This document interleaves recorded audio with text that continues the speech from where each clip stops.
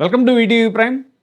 ఒక 30 సంవత్సరాల క్రితం అనుకుంటా 'అసెంబ్లీ రౌడీ' అని ఒక సినిమా వచ్చింది. ఆ సినిమాలో ఏంటంటే హీరో పార్టీని గెలవకూడదు, హీరో పార్టీకి ప్రజలు ఓట్లు వేయకూడదు అని విలను అన్ని రకాలుగా ఊరిని అష్టదిగ్బంధనం చేసి ఆ ఓటర్లు ఎవరు బయటికి రాకుండా భయభ్రాంతులకు గురి చేసి మొత్తం తన మనుషుల్ని కాపలా పెట్టి చాలా ఇంచుమించు ప్రీ క్లైమాక్స్, క్లైమాక్స్ సీన్ అది.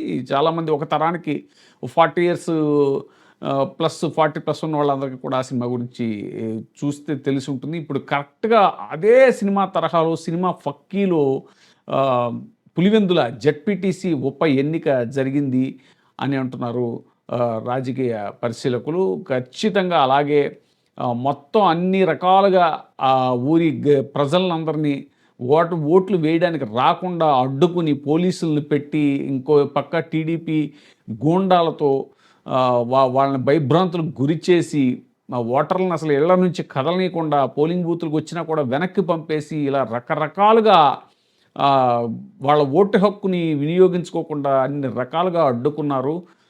కూటమి ప్రభుత్వం పూర్తిగా తెగించి ఇంత అరాచకాలకు పాల్పడుతోంది అనేటువంటిది వైసీపీ నాయకులతో పాటు అక్కడ దృశ్యాలు చూస్తున్న వాళ్ళంతా కూడా ఇప్పుడు సోషల్ మీడియాలో చర్చించుకుంటున్నారు.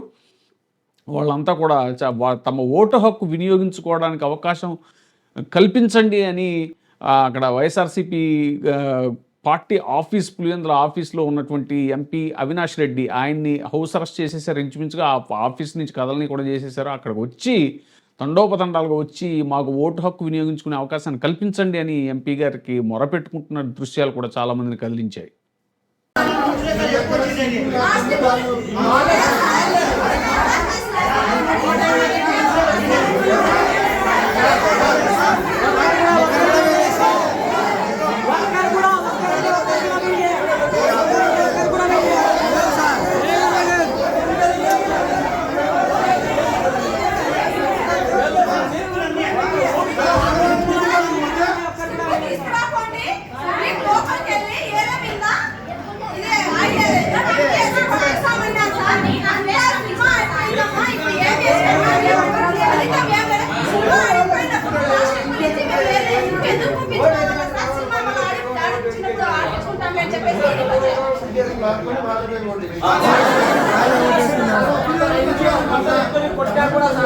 కనంపల్లిలో పోలైన ఓట్లు దాదాపు అన్ని దొంగ